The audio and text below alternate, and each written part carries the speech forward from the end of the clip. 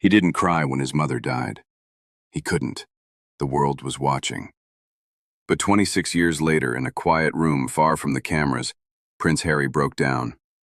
One tear, then another, and then silence. An unbearable silence that hung in the air like the final page of a book no one was ever meant to read. Before we continue, please hit the like button, subscribe to the channel, and turn on the notification bell for updates. Because in that moment, he wasn't just grieving a mother. He was letting go of a father he never truly had. This isn't a historical curiosity. It's not another recycled tabloid theory. It's something else. Something raw, present, unfolding in real time, behind closed palace gates and sealed legal documents. A DNA test, a name in a diary, and a truth buried so deep it took a mother's death, a queen's silence, and a son's desperation to finally bring it to the surface. But let me ask you something.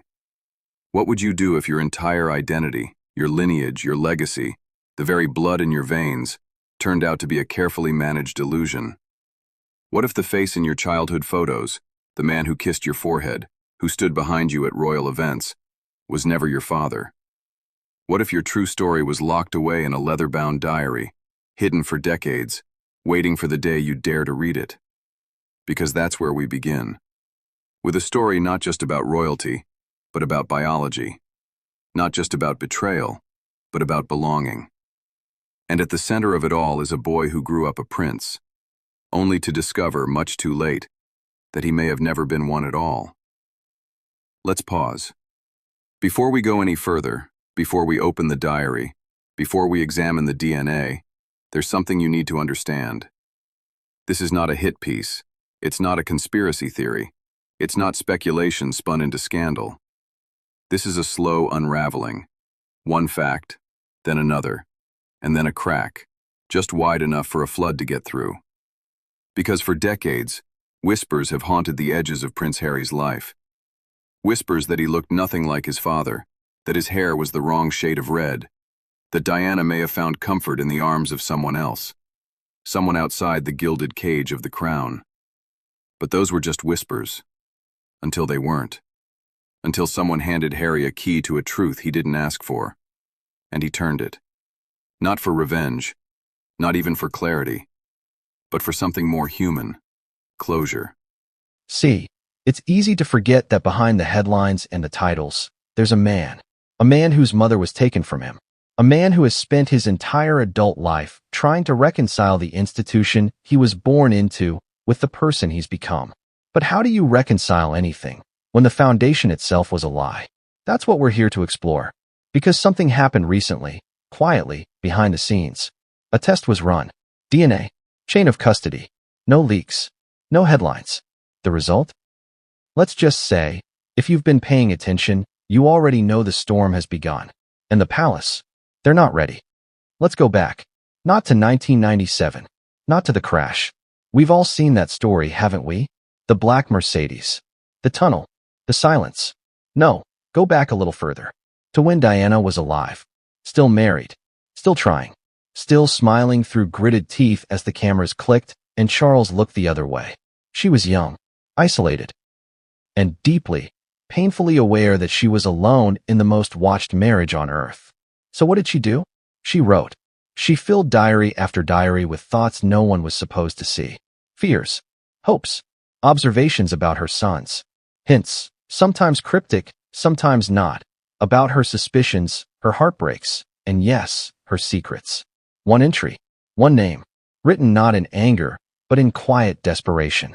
And here's the thing, it wasn't the name the public expected, and that changes everything. Now, I know what you're thinking. Haven't we heard this all before? Wasn't James Hewitt the man in question?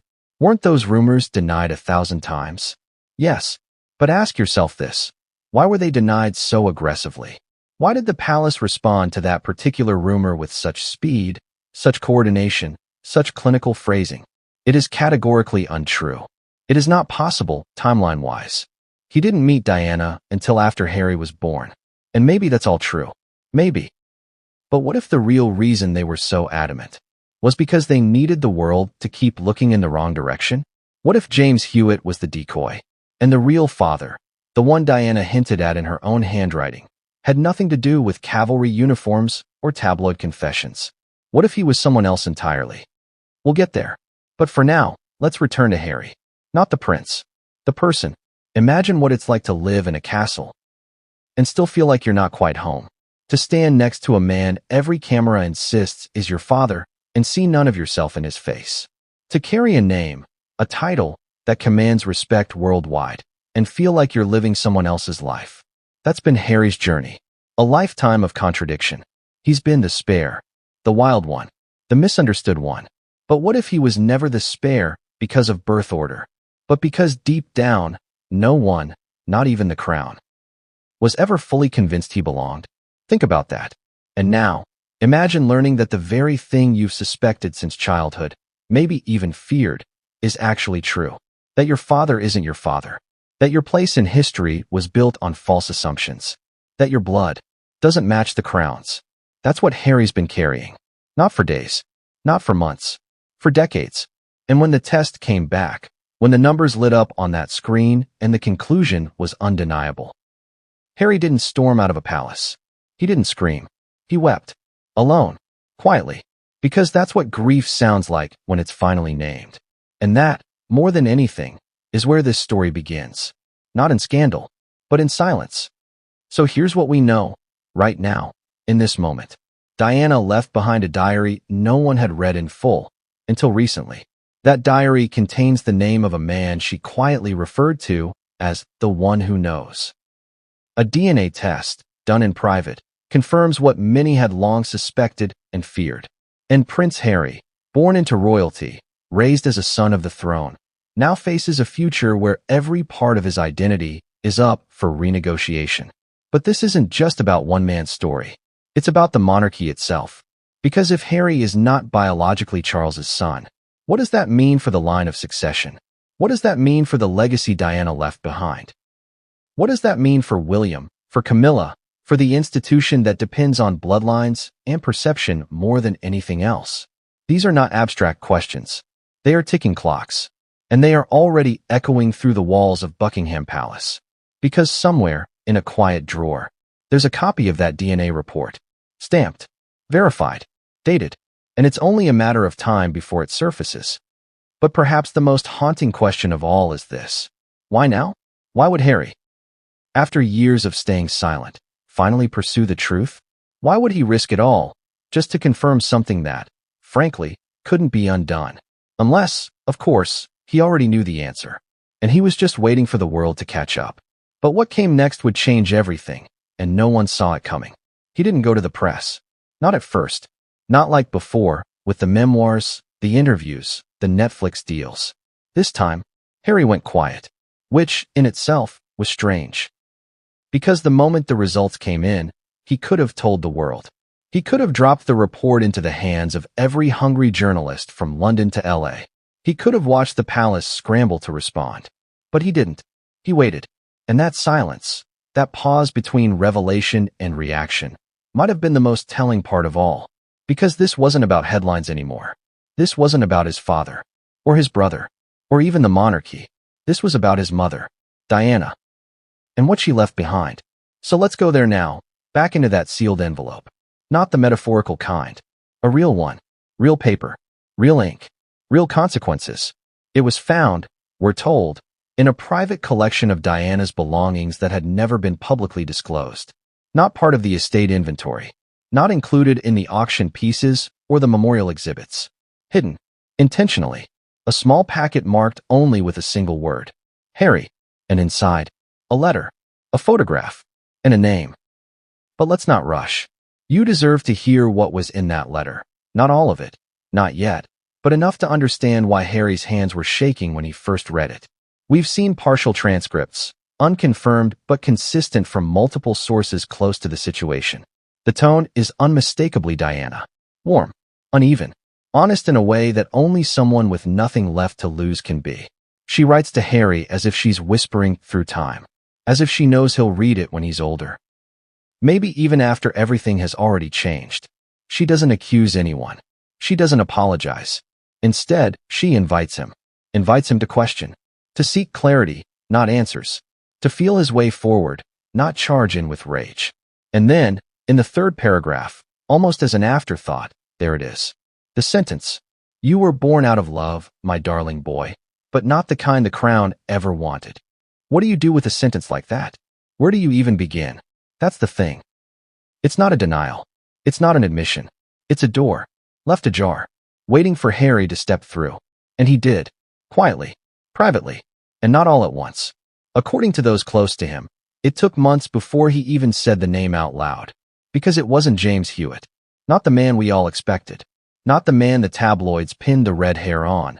The writing instructor turned convenient villain. No, this was someone else. Someone with a quieter life. Fewer photos. No public interviews. Someone Diana trusted. And more importantly, someone Diana protected. Now, that's all we'll say about him for now. Because to understand why Harry kept this hidden, you need to understand what came next. The DNA test. Not a swab at home. Not a grocery store kit. This was meticulous. Controlled. Handled by a third-party lab outside the UK. Coordinated through intermediaries to avoid traceable fingerprints. Why all the secrecy? Because if this got out before it was confirmed, the palace would bury it. Not in metaphor, literally. Legally. Financially. With every tool at their disposal. And Harry knew it. That's why he insisted on silence. The samples were taken under supervision. The results verified twice, under 2 separate aliases, to ensure they matched. And then, there it was. The numbers. A cold line of percentages that did something no royal scandal ever had. It changed Harry. Not publicly. Not yet. But privately, in a way that left people around him shaken. He went off-grid for several days. No contact with his father. No direct communication with William. And then, perhaps most telling of all, he canceled a scheduled public appearance, citing unforeseen emotional obligations. Unforeseen. Emotional. Obligations. It wasn't just grief. It was something deeper. More permanent. A fracture that couldn't be walked back. Now here's where it gets even more complicated. Because the test wasn't just between Harry and the man Diana named. It was also cross-referenced with known samples from Charles. Official records. Medical documentation. Trace evidence from archived security files. And the result? Zero paternal match. No ambiguity. No inconclusive phrasing. Prince Charles was not Prince Harry's biological father. And the palace knew the moment Harry did. Because that's how it works. Information travels quickly in those circles. People talk, even in whispers. And when word reached the inner circle, the response was immediate. Not panic. Not confrontation. Control. Suddenly, news outlets that had been courting Harry for months began backing off. Interview offers disappeared. Media interest cooled, not from lack of curiosity, but from quiet pressure. The message was clear. This doesn't leave the room. But of course that already had. Because Harry was no longer playing by their rules. This wasn't about narrative anymore. It was about identity. And here's the contradiction no one wants to admit. The monarchy's power rests on fiction. On the idea that lineage is destiny. That blood defines role. That the throne isn't just inherited, it's deserved. So what happens when one of their own exposes the lie? What happens when a prince becomes something else? Not less. Not more. Just different. Harry may not carry the blood of the man they call king. But he carries something else. The truth. And that, more than any crown or title, is the one thing the royal institution cannot afford to confront. Because if it's true for Harry, who else? What other truths are hiding behind perfectly manicured smiles and ceremonial handshakes? What other diaries haven't been opened yet? And who else has been living someone else's life? It's almost too much to consider. But consider it we must. Because the test exists. The letter exists. The name exists. And Harry, well, he's no longer interested in pretending. So what comes next? That's what we're going to uncover, piece by piece. Diana's final trip. The man she met. The Queen's hidden clause. And the photograph no one has ever seen, until now. But first, we need to talk about the envelope. Not the one Harry opened. The one his brother tried to keep hidden. And that changes everything. It wasn't meant to be found. That's the first thing you need to understand. The envelope. Yellowed by time, sealed in wax, tucked between the pages of a leather-bound volume that hadn't been touched in years, wasn't part of any official archive, any publicly acknowledged estate. It didn't sit behind museum glass. It wasn't cataloged, indexed, or insured. It was private, deeply private, almost lost. And yet, somehow, it surfaced. But here's the catch. It didn't surface by accident. Because things like this don't just turn up. Not in royal circles. Not when they threaten to undo the very fabric of the monarchy's image. So the question becomes, who wanted it found? And more importantly, why now? The location is unclear. We've heard conflicting reports. Some say a sealed box of Diana's personal belongings was discovered at Althorpe, her family estate. Others claim it came from a former aide's private collection, long buried under layers of red tape and silence. A few even whisper that the item was held quietly, protected for decades by someone Diana trusted implicitly, someone waiting for the right moment. But what matters is this. The envelope exists, and it was addressed in Diana's unmistakable handwriting. Just one word. Harry. No title, no surname. Just Harry. Intimate. Maternal. Final. Now, try to imagine that for a moment. You're Harry. You've walked through fire, media firestorms, family breakdowns, global judgment. You've burned bridges with Buckingham and built a new life across the ocean. You've said goodbye to roles, to duties, to the version of yourself the world demanded you be. And then someone hands you that envelope. No context, no preamble, just your name, in your mother's hand. You'd open it, wouldn't you? Even if every part of you didn't want to. Even if the air around it felt heavy, like something sacred and radioactive all at once. Because there are letters that speak. And then there are letters that haunt. This one, it did both. Inside, a folded sheet of paper, slightly brittle from age, the ink faded but legible. And a photograph. Small, blurry, shot in soft natural light.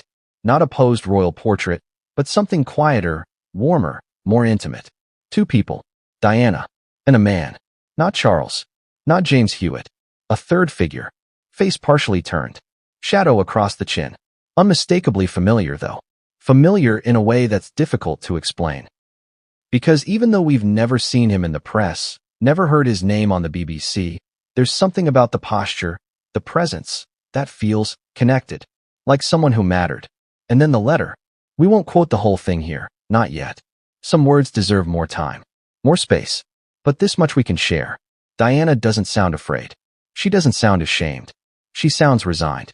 Like someone who's tried everything else, and now has nothing left to lose but the truth.